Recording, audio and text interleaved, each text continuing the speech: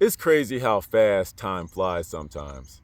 You know, last year I broke the threshold of 30 years old, and next month I'll be 31, you know? And it makes you grow up, it makes you mature. For you young people out there, when you hit 30 years old, I promise you, if you hadn't already, it's that you really start to take your life a little bit more seriously. You start to think a little bit differently. You start to reflect on how you've been living your life and what do you want to change entering into this new decade of your life. I know that we like to have our higher vibrational, escape the matrix type of conversations, but sometimes you need to bring it back down to earth. So let me give you guys one super important piece of advice. There'll probably be some more sprinkled through there, but one important piece of advice I can give you guys navigating corporate America. And that is, whenever you are speaking to an old person at work, I don't care if it's internally or it's another company, I don't care. If you are at work and you are talking to an old person, it is an interview. Always consider it an interview. Let's back up a little bit. We're living through the age where corporate America is starting to catch up. We, as the workers, no longer feel the need to bust our ass for minimum rewards. We are not dead set on staying with the company for 25 years when we know how easily replaceable we are. We could be best friends with our manager. We could be well loved in the company. We can make the highest billables. We can do all this stuff no matter what. You disappear, they will replace you in a week, easily. Sometimes, and as someone that's gone through the interview process, they're interviewing for your job while you're there. So who's more important? Who should you give your loyalty to? A company that's going to replace you in a heartbeat, or to yourself? You see? Now, there's levels to this. When you are at work, you are a representation of the company. But like we said, they will replace you in a heartbeat. So where should your priority really be? Your priority, no matter what, should always be with yourself. Is this job paying you enough? Is this job fulfilling? Is this job challenging you enough? Is this job setting you up for your future? These are the questions that you need to keep asking yourself. Or is this just how you pay your bills? You see? Now, sometimes you got to do what you got to do. I'm just giving you things to think about. The biggest piece of advice that I can give all of you young people out there is, whenever you are talking to an older person in the workforce, always, always, always put your best foot forward. Always consider it an interview. Let me give you a story, right? A work story. So I work in construction. Specifically, I'm a construction inspector. I'm not the one with the shovel. I'm the one that makes sure that we built things correctly, right? So I got a call from the county, and they said, hey, you want to meet out on this site real quick so we can get coordinated and such? Cool. Drive out there, and he says, okay, we're going to do X, Y, Z, and the third. Older guy. He had to be like in his early to mid 70s, right? So we go out there, we chop it up, and we get everything coordinated we knock it out pretty quickly, like the first 5 minutes. So we finish it up, but then we just start yapping. We just hanging out, shooting the shit. My young ass talking to a 70-something-year-old. And we're chatting, and at first I can't lie. I'm like, yo, I got stuff to do. I'm trying to get up out of here, you know what I'm saying? So all right, Gramps, let me go. I got stuff to do. But what I noticed was, in our conversation, it went from strictly work to work tangent to personal stuff. And then when we started, I started explaining the way that I see things, the way that I handle things, he started to take a liking to me. And when he started to take that liking to me, that's when things kind of switched.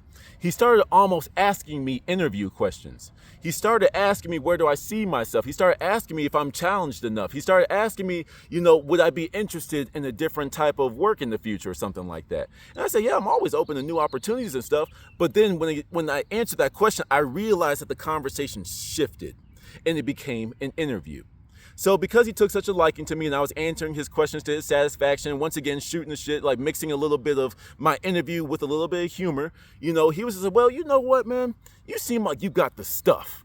Would you be interested in meeting up with so-and-so and conversing with so-and-so about a future opportunity and such? And I was like, yeah, set it up. Now, fast forward, nothing came from it.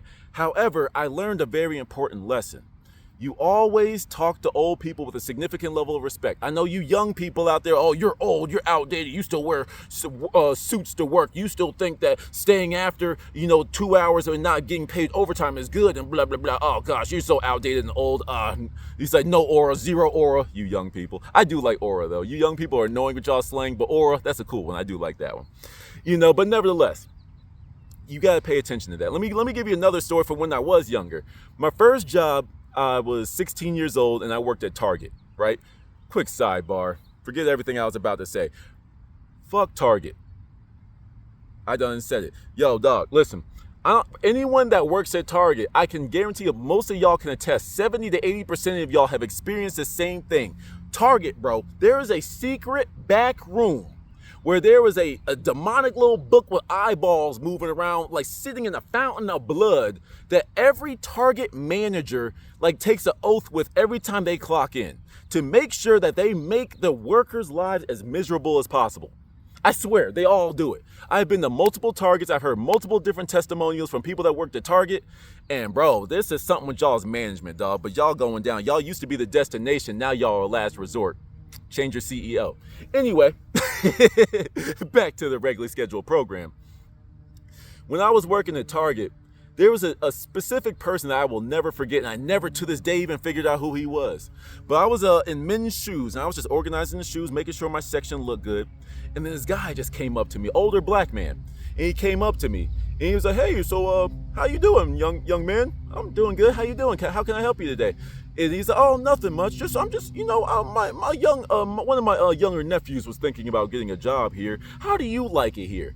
Now, in my head, my real answer is, yo, fuck this place. These Anita and Felicia are some assholes, and they don't do anything. It's like they always bark orders, and they always nitpick at the tiniest things that you did wrong, but yet they never get off their asses and do anything.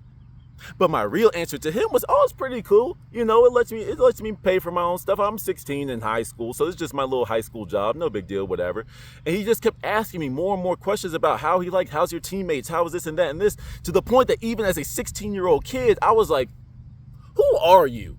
You know what I'm saying? I was like, this is definitely corporate America. Like, you a corporate spy or something trying to figure out, like, who needs to get fired or something. But nevertheless, even as a young person, I knew that whenever old people come up to you and talk to you, just give them that respect, give them that conversation. Because you never know who they are.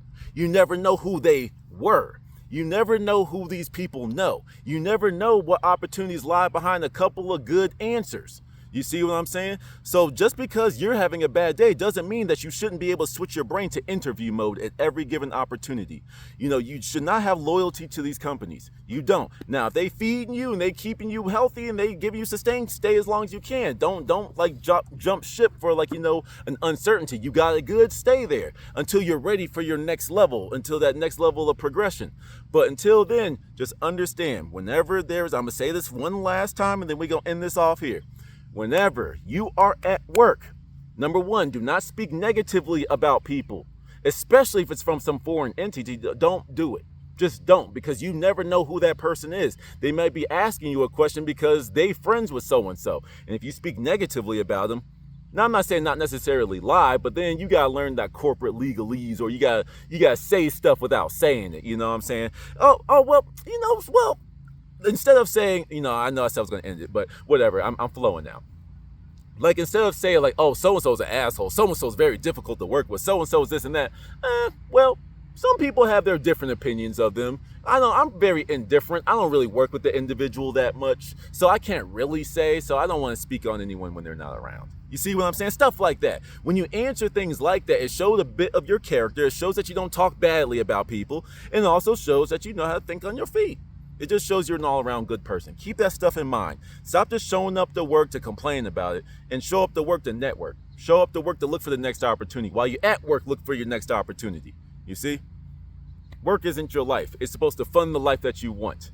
It's like you got to invest in yourself. Your money isn't for buying a whole bunch of stuff, a paycheck, and buy these material things. You're supposed to use your paycheck to fund the life that you want. Use a little bit of your money to invest. Use a little bit of your money to buy a new piece of equipment for your music. Use a little bit of your paycheck to pay for another course, to pay for a training that your company doesn't want to give you.